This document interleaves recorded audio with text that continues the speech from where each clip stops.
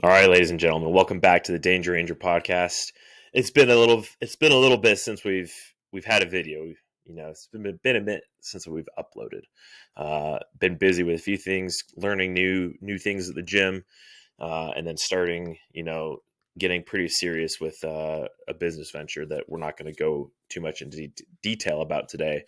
So we'll talk kind of the stuff I've been doing in the gym, and then we're going to talk mountain phase of Ranger School. So I've been starting to learn Olympic lifts, which are, in case you don't know what the Olympic lifts are, it's the clean and jerk and it's the snatch. So the clean and jerk, clean, get up to your chest, and then you're going to. It's not a press. It's very much not a press. It's a jerk. So you're using the momentum of the weight and you're getting down underneath it and you're standing up with it. And then the snatch is, from the floor, you're shrugging up and then you're extending overhead. So it's in the Olympics. That's why they're called the Olympic lifts. Pretty fun. I'm not very good at them. I'm halfway decent. I know enough to not hurt myself, and I can put halfway decent weight over my head. I hit a 165 snatch last Saturday. That's in pounds. That's not kilos.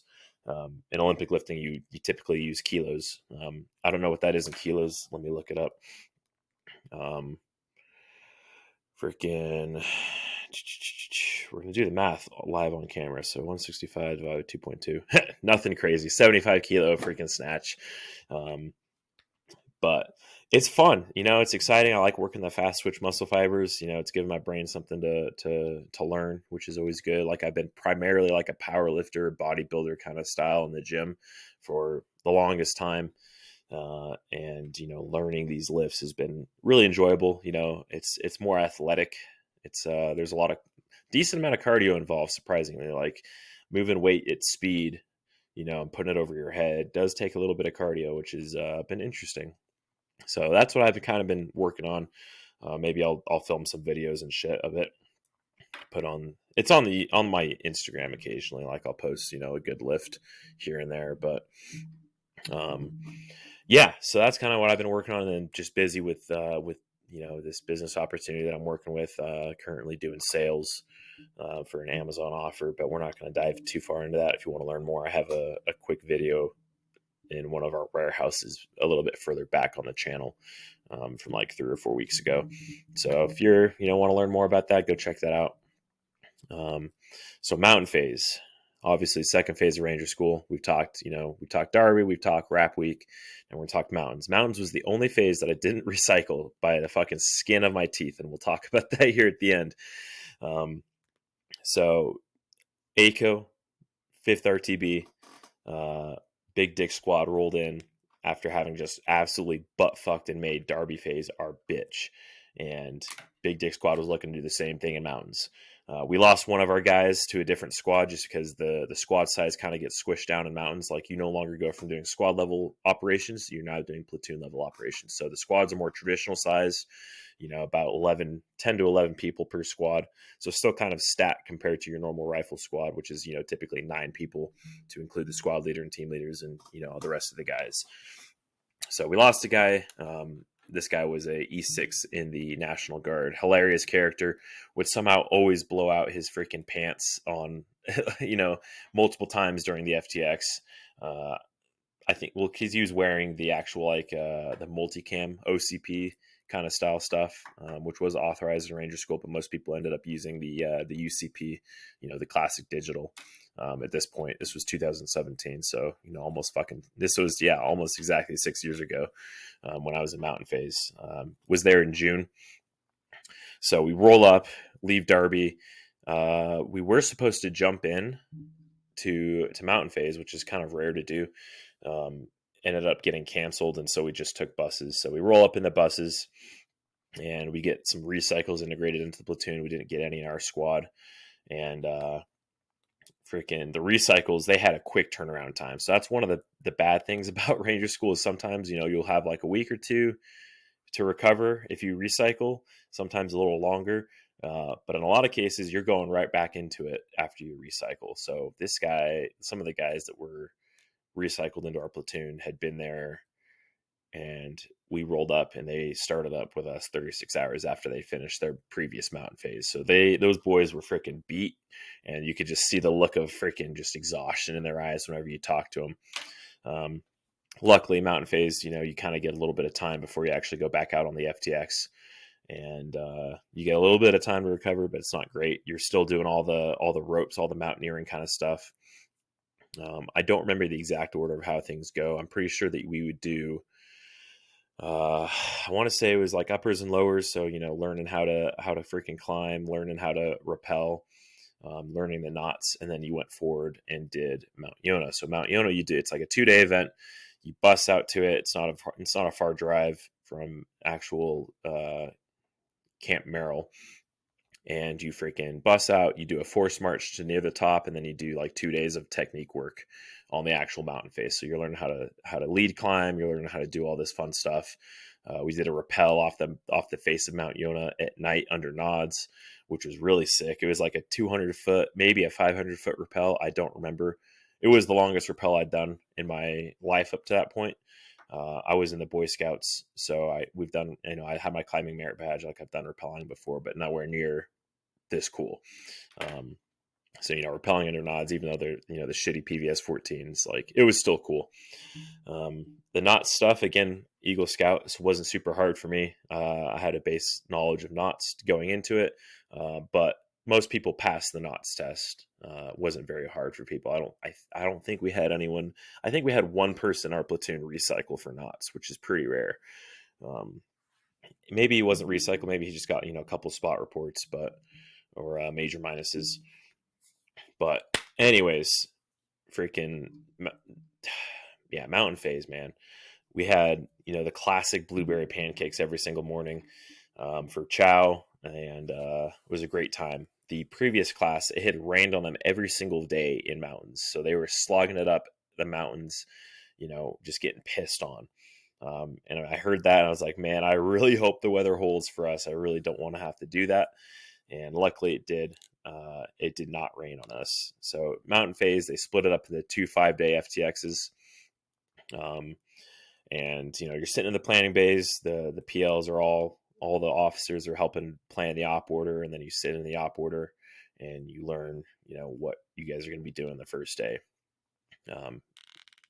You learn the platoon tactics. You learn how to do raids. You learn how to do freaking platoon size ambushes. Those are the 2 missions you'll do, and then occasionally they'll throw a frago in there, like, oh, it's a down pilot mission, and they'll have like a dummy or some kind of role player out there that you have to package up, and you have to secure the site, package the casualties, all that good stuff. Anyway, so the first day in mountains, so Camp Merrill sits kind of at a lower elevation than all the other mountains around, right? So what happens during mountains is the first day you have to gain elevation. So the first walk we did was up this ridge and mountain called Coppermine Gap, and it's literally like a 2-mile ridge that you follow all the way to the top of this mountain. And our squad, Big Dick Squad, was weapons squad for that day, which blew.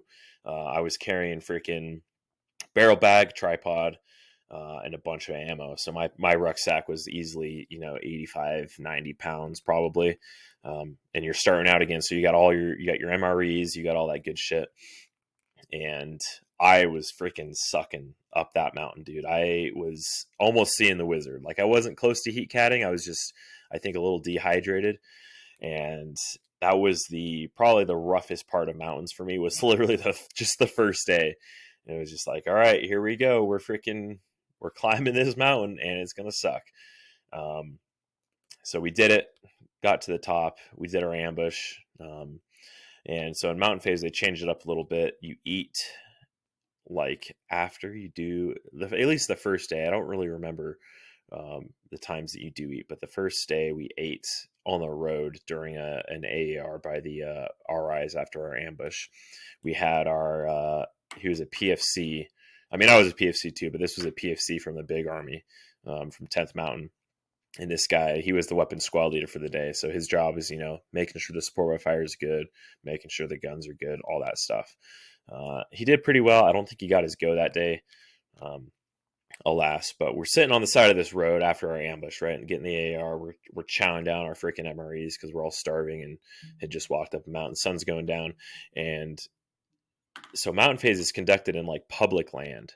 So there's like trails and there's roads and stuff that civilians are allowed to drive through and drive on, like as opposed to Derby phase where it's on Fort Benning, so you don't run into people. And then Florida phase is all primarily done on Eglin Air Force Base. So mountain phase is the only one where it's not owned by the actual U.S. Army. So you're out there in the actual national forest area, and we had this freaking bus. It was like some short bus, like one of those van hippie chicks that's got the decked out bus with living supplies and all that good shit. And this chick, we're like sitting in files on either side of the road, with us just sitting on our rucksacks, camo painted faces, just looking disgusting, but not as bad as you look after 5 days. And she like drives through, and she's just like wide eyed, like, what the fuck is this shit? Just completely in shock.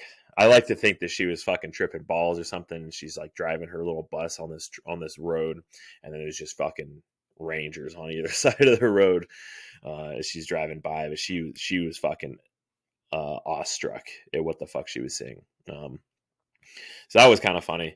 My first look was Assault 2 on a raid day, and pretty chill patrol base operations that morning. The raid site wasn't too far. It wasn't going to be a super long walk. One thing about mountains is that you'll plan the route that you're wanting to take to the objective, and then the RIs are going to come in, they're going to look at it, and they're probably going to tell you, now, just follow us. So they're going to take you on a completely different route, which sometimes it's better, sometimes it's worse. Just know that you're going to have to really pay close attention to the terrain and like actually keep track of where you are if you're in leadership position, because you're still going to get map checked. Even though it's not the route that was planned, you're still going to get map checked, and you're still going to be expected to know exactly where you are at any point during the operation. So and typically, like in Derby phase, like you'll typically take contact after after patrol base operations and during the movement to the objective. In mountain phase, it didn't happen nearly as much. It happened a few times. So you'll do battle drill 1, which is platoon attack. Basically, lead squad sets up a base of fire, and then assault 1 is the maneuver element. Something we can cover in a lethality series. So very similar to battle drill 1 alpha. You're just doing it now with squad size elements and a substantial, either follow on tasking to assault 2, or beef up the base of fire with assault 2, or you'll be primarily just rear security at that point. But my first look, assault 2 raid day, we're able to find the objective pretty easily. We go out on the leaders recon. It's like this clearing with I could probably look at my map and know exactly which clearing it was. I have a map of Dahlonega. But we do the mission. We almost get lost. We almost can't find the ORP. But we're able to pull it off. We do it. We're doing the classic, squads are leapfrogging through the clearing it. Where I fucked up, everything was going good to this point. I'm pretty sure that I got the map check correct. My squad was moving well. Where I fucked up, and this was, just really, really fucking stupid of me. I was technically a casualty, so I got like shot in the leg, and instead of laying there and being a casualty, or maybe it was someone else. No, correction, it was someone else that was a casualty. And instead of fighting the fight and making sure the objective is clear, which is pretty standard, like that's what you do. Like you fight through, make sure the scene everything's under control before you try and go and treat casualties. At least that's how they teach you in Ranger School. I stopped during the assault, and I used his belt to put like a tourniquet on his leg or some shit. I didn't really think much of it. I was like, okay, like that's care under fire, right? You put tourniquets on people.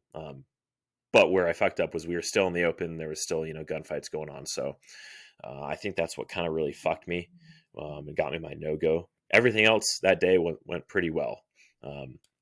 So we went cleared through. We go, and I think we just went to the patrol base. We didn't have any follow-on operations that night. Get to patrol base. From what I remember, patrol base operations went fine. Cool. Next day, we rappelled off of the backside of Winding Stair Mountain. So Winding Stair is another one of the classic just dick sucking events that they make you do in Ranger School, specifically Mountain Phase. Winding Stair is a very steep peak in the mountains that you're doing these operations in. Luckily, we were like on the backside, like we came up the backside for that mission, and then we ended up rappelling off the top of it. Not rappelling, but we had ropes because it was a very steep descent. I was carrying the Skedco that day, which you just put in the top flap of your rucksack, and that was kind of fun. Don't really remember a whole lot about the rest of it. I just know that our squad, we had a hand and arm signal. And I've talked about this, I think, in previous podcasts. We called it the ruck flop hand and arm signal. So we'd go like this and lay it down. Like if we were in the back in Assault 2, and the RIs would, if the whole platoon rather was kind of like held up or whatever, it's like, all right, we're going to be here for a second, ruck flop.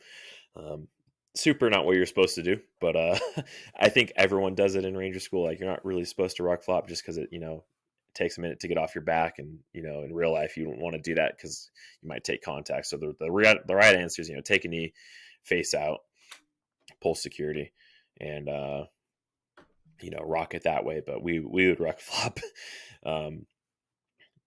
My next look was the night of our first day back in the field. So we did the 5 days, came back to came back to Merrill, and then we go back out for another 5 days on other missions. My next look was platoon sergeant after the operation. So I was in charge of getting us to patrol base, setting up the patrol base, and accountability, the resupply request, all that good shit.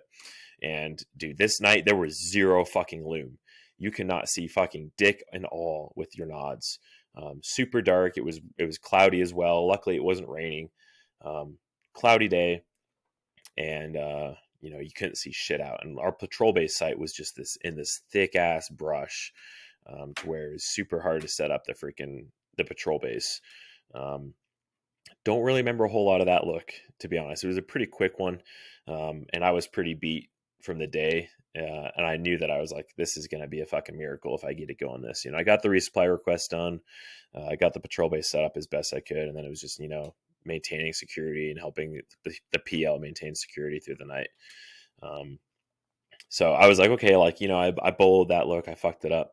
But I thought that I had to go for my first look. Again, they didn't tell us, after the fact, like they do now. Like I'm pretty sure in Ranger School now, they tell you if you got your go after your look is complete, and the RI kind of grades you or like gives you feedback. So I was like, okay, I'm good. Like the first look was good enough. Like I really didn't fuck a whole lot up. Like it was all went pretty according to plan. And the rest of the days, were kind of a blur. Didn't ever rain on us, like I said. Our last night was a good time. It was this big ass open field. We did a big old raid on it, and we're chilling, and then it's like, all right, this is the long walk now. So it was day 9 into 10, so that POD, and we walked for basically the whole fucking night. We walked the whole night. It was on some roads, and so it wasn't the worst thing in the world, but it started to kind of lightly sprinkle on us. It was like, God damn it, the last day, it's finally starting to rain. And so we get to the patrol base site. Backing up. So during that walk, again, like I said, it's a national forest, so people can just come out and camp and have a good time. But we passed by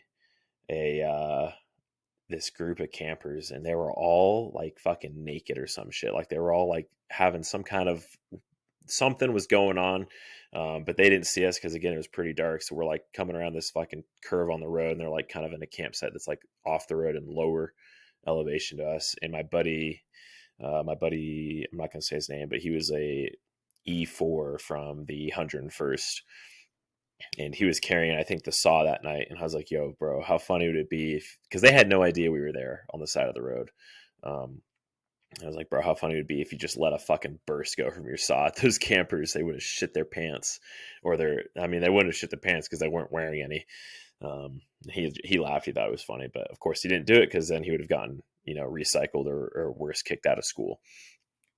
One of the other more memorable missions that we did was an ambush, and it was one of the guys in our squad. He was a PL fresh from West Point, had gone through Ibolic.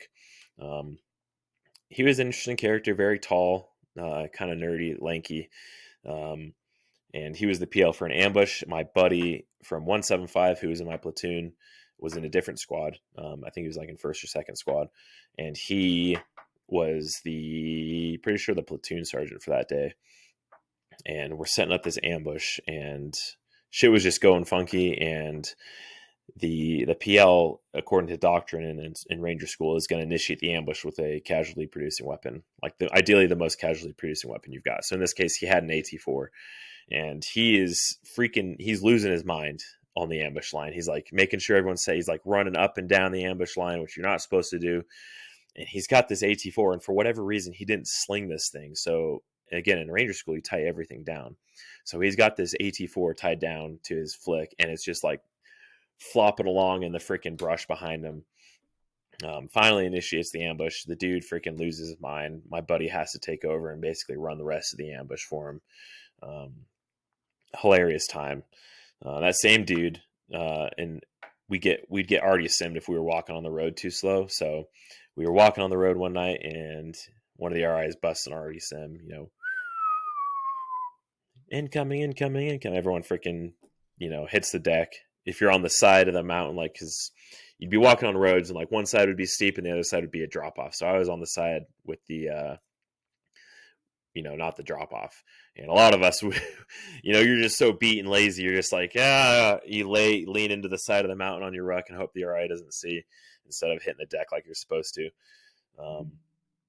And this guy, though, he was sleepy, losing his mind, and he jumps off the side of the road and falls like 20 feet down the side of this freaking mountain, just completely tangled up in some brush.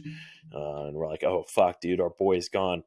We all go over and kind of like shine our headlights down. One of the RAs come over. He's like, Ranger, are you okay? He's like, I hit my dick or some. He like fucking racked himself like on the freaking fall. He's like, you don't need it, Ranger. Let's go. Get back on the road. He climbs up. Freaking, we continue the mission. Luckily, it wasn't a steeper drop or more severe drop, because he probably would have been fucked up, and then we'd have had to do a real life casualty kind of evac with him. But anyways, last day, we finally make it to our patrol base site, and we're sitting down. I'm like chilling. I'm like, all right, cool. It's the last day. We just have to get through this. Like, I'm not going to be leadership, so I can chill. Not chill, but like, not have to worry about being in leadership. And I vividly remember this. Freaking sitting there eating my chili mac. I remember it was chili mac too, enjoying it. And it's like the beginning of the morning the next day, and the RI calls up my roster room. He's like, 401. I'm like, you gotta be fucking shitting my ass right now. And I was assault 1, I think, that day. He's like, 401, assault 1. I was like, the fuck you mean I'm getting a third look? Why am I getting a third look? I thought I had my go. And that was the case for a lot of the guys. Everyone except the PL, we're all kind of talking in the middle in the patrol base, and we're like, okay, who doesn't have their fucking go? We're like, we're pretty sure we all have our goes. And we're like, the PL doesn't have his go yet. And so we're like, okay, so they put us in guys that had their goes. They're like, okay, we want to make sure this guy gets his go. We're helping him out, right? Like, we're all squared away. We're solid guys. And so, I'm not really thinking too hard about it. It's like, okay, like, I'm just going to do the best I can for this guy, because it's like, I want him to go on. I want to say that he was actually one of the guys in my squad. I don't remember exactly who it was, but so I'm like, okay, cool. Like, we'll just help him. And this last day of mountains, dudes are freaking, we walked all night. We didn't get any sleep. And we, like, everyone's just like falling asleep on the line. So everyone's like standing up, and it starts raining. So it's like the last day, it's raining. People are not having a good time. So I'm like having guys stand up on security, which is kind of a no-go, but it's like, I'd rather have a guy that's awake, standing up or on a knee, than laying in the prone, just racked out. So my guys are all standing up. It's an ambush mission. So we're walking back towards Camp Merrill at this point.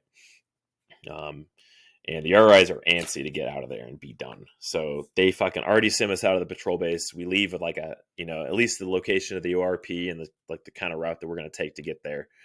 And we start walking. We get to the spot. We do the ambush. Goes pretty damn well. We clear through. la-di-da. Everything's, going pretty good. Like, we haven't had any problems. I nailed the map check that day.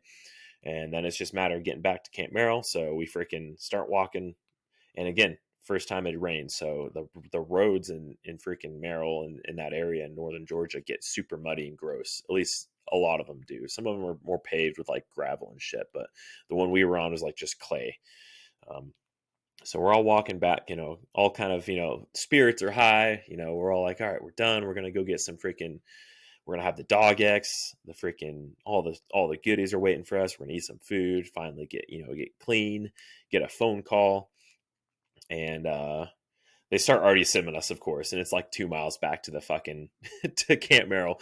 So we're getting already simmed almost the whole way back. So we're just, hitting the deck in the mud, just getting disgusting and running and getting burned out. But spirits were high still. We were like all kind of just laughing at it. We were like, whatever. Like, oh, they're making us run back so we can be back faster in time for chow, whatever.